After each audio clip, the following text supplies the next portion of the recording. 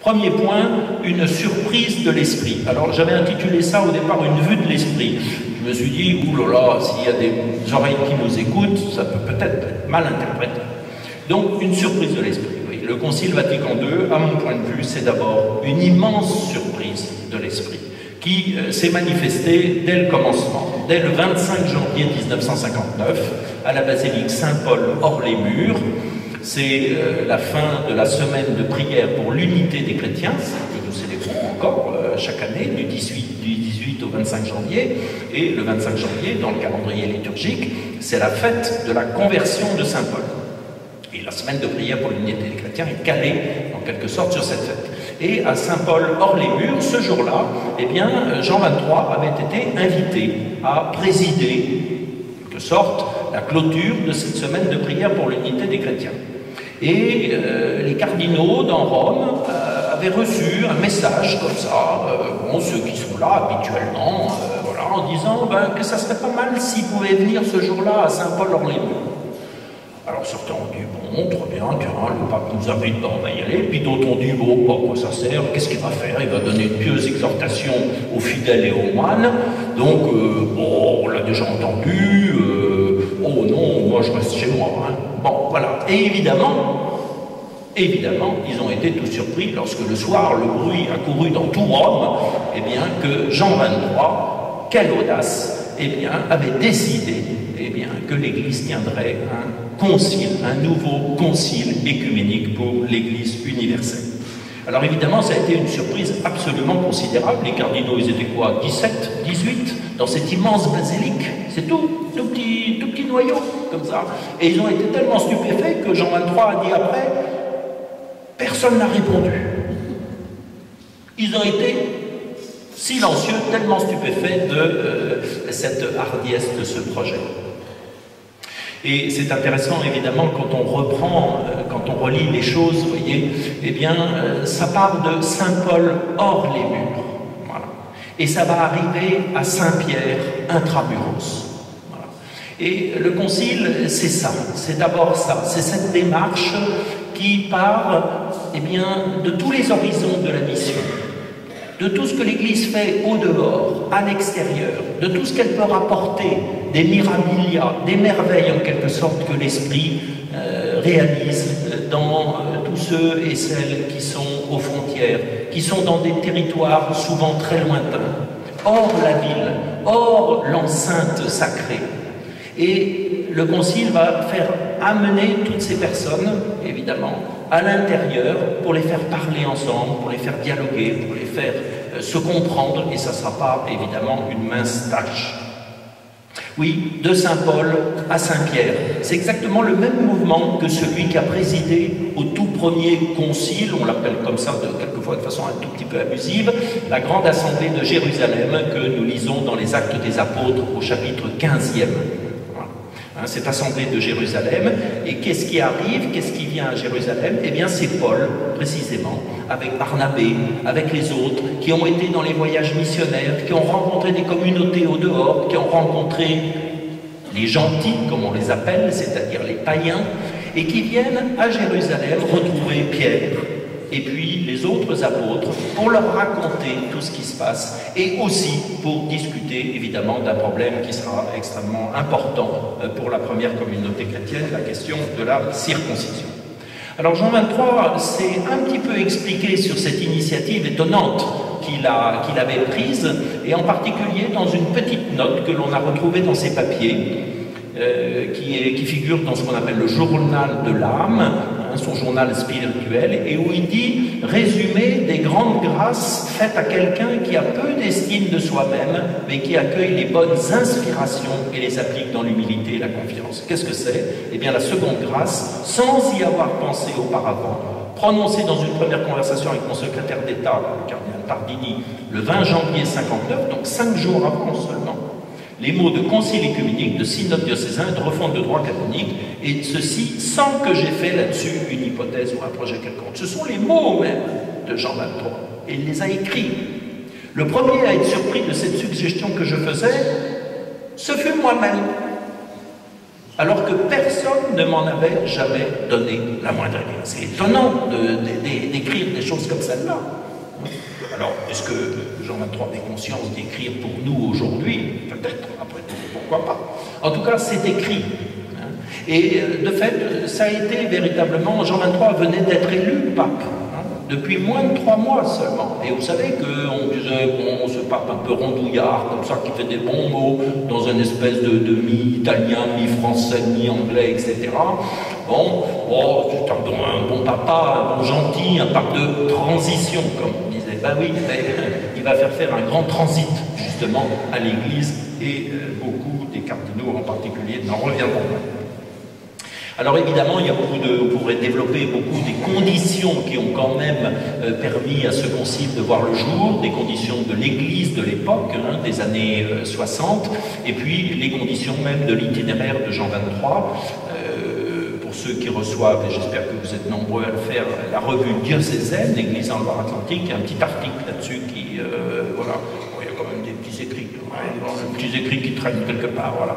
Donc, allez revoir un petit article dans le numéro d'octobre, il y a des choses là-dessus. Et Jean 23 va essayer de mettre en route, voilà, ça ne suffit pas simplement de faire une annonce comme ça, voilà, et il va placer le Concile Vatican II sous, je dirais, l'image biblique préférentielle de la Pentecôte.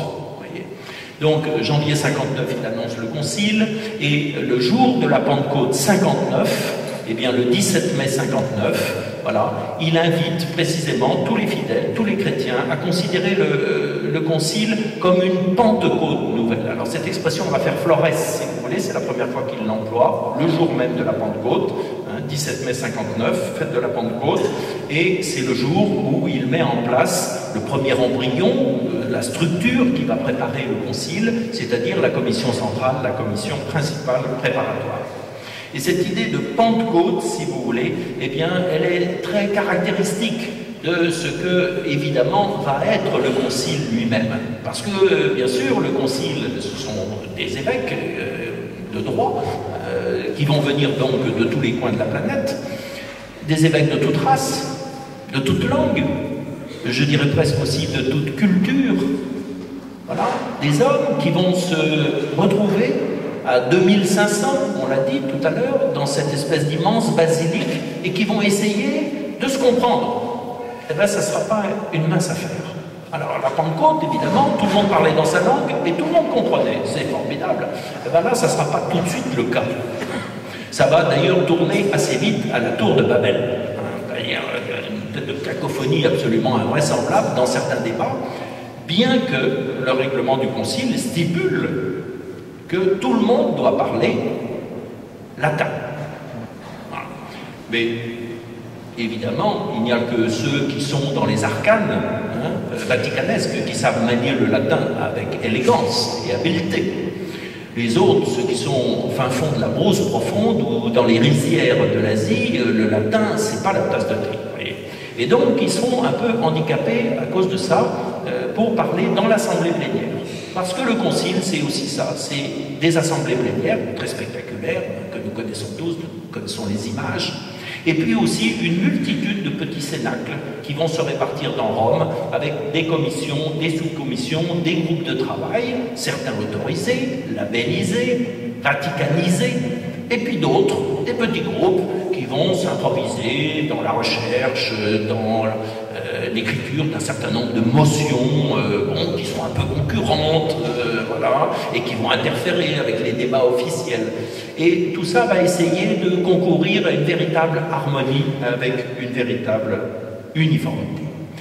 Autre point, eh bien, à la Pentecôte de 1960, même chose, Jean 23 marque ce jour-là pour créer les 10 commissions préconciliaires. Et ces 10 commissions préconciliaires vont devenir les commissions conciliaires, c'est-à-dire celles qui vont faire avancer le concile lorsque celui-ci va s'ouvrir. Et il va créer, en même temps que ces 10 commissions conciliaires, qui sont un peu calquées sur les dicastères, si vous voulez, il va créer un organisme extrêmement important, tout petit, 18 membres seulement, mais très important, qui est le secrétariat pour l'unité des chrétiens. Voilà, Pentecôte 1960, et ce secrétariat pour l'unité des chrétiens, évidemment, va jouer un rôle absolument considérable dans ce considérable dans ce concile dont Jean XXIII a tout de suite voulu qu'il soit écuménique.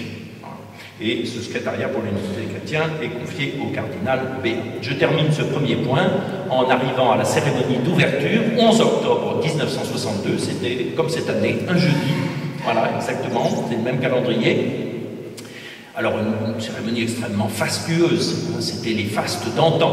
Vous voyez ici l'arrivée du pape Jean XXIII. Alors évidemment, il n'y avait pas de papa mobile à l'époque, mais il était jugé sur cette sedia gestatoria, voilà, et il était précédé par les 2500 pères qui avaient défilé dans la place, le long de la place Saint-Pierre, si vous voulez, tous habillés de la même manière, avec une cape, une sorte de chasuble blanche, une mitre blanche, tous pareil, spectacle extrêmement impressionnant. Et voici Jean XXIII qui arrive, précédé des cardinaux de curie, des gentilshommes de la maison pontificale, avec ce qu'on appelle les flabelli, vous savez, ces espèces de trucs en plume d'autruche qu'on agitait là sous le nez, qui mettait plein de poussière, voilà, partout. Voilà. Et le pape, dans son apparat fastueux, hérité de la grande tradition évidemment pontificale du XIXe siècle. Je passe sur ces détails et j'en reviens à des propos beaucoup plus simples cette fois-ci et beaucoup plus percutants de Jean XXIII. Voilà ce qu'il dira dans son discours d'ouverture, Gaudet Mater Ecclesia. Les lumières de ce concile seront pour l'Église, nous l'espérons, une source d'enrichissement spirituel. Après avoir puisé en lui de nouvelles énergies, elle, l'Église, regardera sans crainte vers l'avenir.